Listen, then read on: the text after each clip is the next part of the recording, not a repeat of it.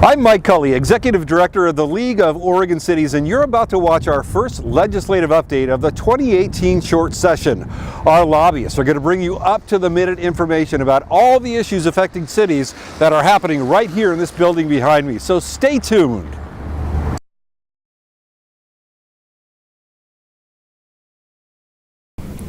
Hi, I'm Wendy Johnson. I'm going to explain some finance and tax issues that came up this week in the legislature. First, today, Friday, the legislature met on both the Senate and the House Finance Committees to hear the latest forecast numbers. These numbers will be the basis of the state budget going forward, and the legislature will need to make adjustments to make sure we have a balanced budget. So read more details about those numbers in today's bulletin. Quick update on the lodging tax, House Bill 4120. We've been working on this bill hard. We're still counting votes, and this bill is going to continue on as we work on amendments and work on our vote count. Cities can really help us out here by continuing to send in letters to your local legislators to help us get that vote count up. The short of it is we're fighting against two companies, Airbnb and VRBO, that do not want to pay lodging taxes in every city, and they don't want to disclose their records. That's all the bill would do, and we're hoping to get it passed out with the -3 amendments soon. Next, there's a broad bill, House Bill 4027, that's relating to property taxes. We expect several items to be put into that bill, but for right now, you need to know about the gigabit exemption. The bill would repeal that bill, or repeal that exemption, and we support repeal for a variety of reasons. You can read more in the previous bulletins, but the short of it is, without this repeal, in July, we would start to lose millions of dollars. It's estimated at least $15 million a year, with about $4 million of it coming from cities. The -6 amendments address the solar issue, a special local option provision for solar farms. That amendment is also still in discussion. But we support discretionary local options. On the solar part, we do not want to mandate. Next, the Children's District Bill is Senate Bill 1515 this session. This is a perennial bill that we have opposed in the past and we continue to oppose. We oppose it because cities and counties and special districts, including recreational districts, can already provide services for children, and creating another type of taxing district will just put more pressure on our existing property tax system. Right now, 68% of cities are in compression, and so adding this will just add more problems. So for those reasons, we oppose that bill. It was canceled this week, and we're still working to kill that bill. Thanks for tuning in.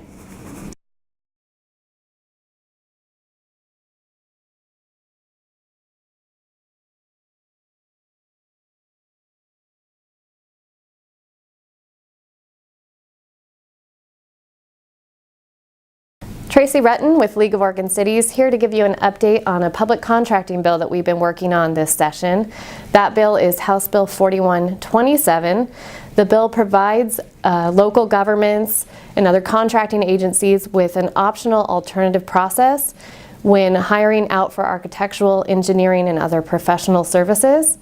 In order to understand this bill and the alternative process it provides, it's important to understand how the current process of hiring out for those professional services works in Oregon under Oregon statute.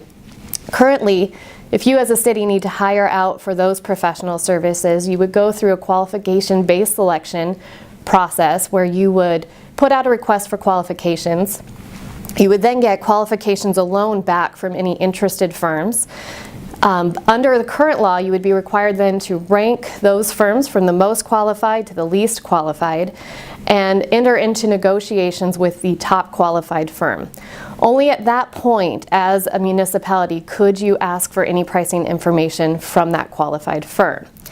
House Bill 4127 makes a change to that process. It's still a qualifications first approach. You would go through the process of getting qualifications only back from interested firms, but at that point you could select up to 3 qualified firms, and then you could ask them for pricing information. The League is supporting this bill. We believe it would provide for additional transparency and accountability when hiring for these services. We also think that it provides cities with an optional path. We like this bill because it doesn't require local governments to use the new alternative. If you want to continue to use the current process of qualification-based selection, you could do so. This bill would again just provide a more flexible option where you can get more information in front of you. And it's our hope that that would provide quality projects, but also allow for you to get better value for the public dollar. The bill moved out of committee on Wednesday, is heading to the House floor now. We are asking cities to reach out to their legislators to indicate support for this legislation as it moves through the process. Thank you.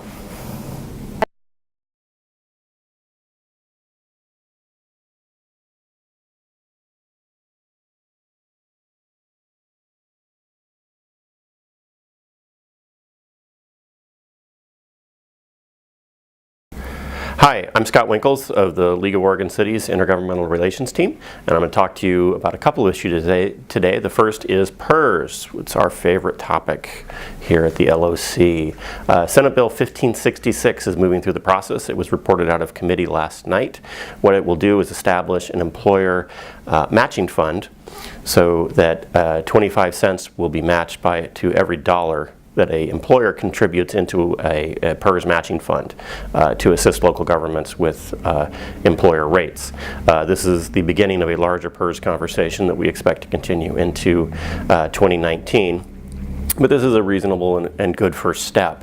The fund currently isn't capitalized right now. This is a one step at a time sort of process. But starting in 2019, the plan is that a local government could send money to PERS and then receive 25 cents on the dollar contribution to match that contribution to lower their PERS rates. We do point out PERS is a state mandate that is inflicting a tremendous amount of cost on local governments. It's affecting service levels, it's affecting plans, it's affecting opportunities, and we're working to address that. I'm also going to talk to you about prescription drug coverage. That's been a very hot topic in this House Health Care Committee. We've seen a couple of bills come through, and they were introduced with some really good intentions. They were coming from a really good place and trying to help employers and consumers address the high cost of prescription drugs. There were some unintended consequences, and we're going to have to work with the proponents and with the committee to come up with some better options for 2019 to protect your local government employers from these unintended consequences, like inadvertently increasing costs for mail order or not allowing changes in prescription prices when competition comes on the market. And so those are some of the issues that we're working on, among many others. Please watch the bulletin for more information.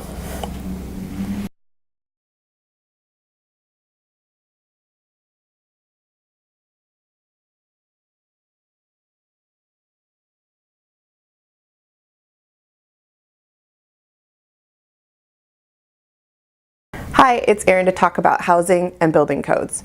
In the housing area, there are 3 bills that have impacts on how cities function. House Bill 4006 will require reporting for specific cities that have a severe rent burden problem.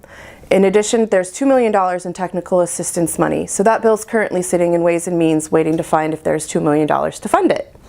House Joint Resolution 201 will allow cities to flex their municipal bonds so that they can spend the money to actually build and develop affordable housing without having to have ownership of the building. This better coordinates other available funding sources for the development of affordable housing.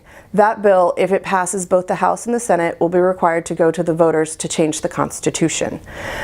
House Bill 4008 is the final bill. That one adjusts the document recording fee from the current level of $20 to $75 as currently written, but that's under further negotiation. Those dollars can be used for technical assistance related to the development of affordable housing. It also helps fund emergency shelters, which are all benefits to cities. On building codes, there are 2 bills that we've been tracking and following this year. House Bill 4144 is a governor priority bill that changes the licensing requirements for some specific contractors. Contractors are in shortage across the state, and therefore we've supported the bill because in order to get housing developed, we need people to build the utility lines, the plumbing, the electrical, and the structure of the housing. Therefore, we've supported this bill to ease up the available number of contractors.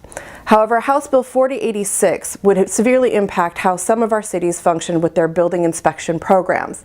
As written, that bill would require a city to have an internal building official or share a building official between multiple jurisdictions under a concurrent employment agreement, which would be a significant burden on those cities that are smaller and don't have full-time work or even enough money in their building codes program to afford to hire a certified employee at a significant cost.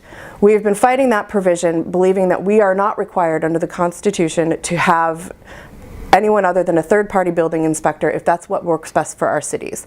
That bill moved to rules last night and is therefore still alive, but it's undergoing serious consideration as to whether or not it'll move forward. We are continuing to fight to make sure that local governments have flexibility on hiring their building officials and building inspectors so that we can continue to run efficient, economical programs that get both housing and commercial projects developed and built in our cities. Thanks.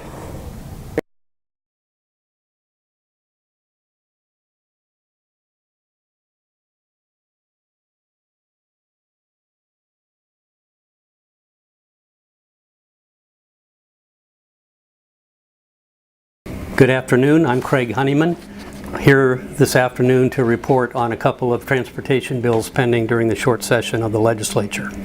House Bill 2017, the major comprehensive transportation bill that passed during the last session, contains some flaws, as you would expect from a bill that's 200 pages long. It will be addressed by two bills, House Bill 4059, which will address some technical flaws, and House Bill 4060, which has some policy corrections, one of which is Section 3, which will conform House Bill 2017 with existing statute. The beauty of this section, Section 3, is that it will perpetuate the existing exemption that small cities enjoy from having to comply with reporting requirements, financial reporting requirements for transportation funding. The bottom line is the status quo regarding financial reporting requirements for small cities will be maintained. A second issue that I want to report on is really not in the legislature. It relates to another accountability measure relating to bridge and pavement conditions.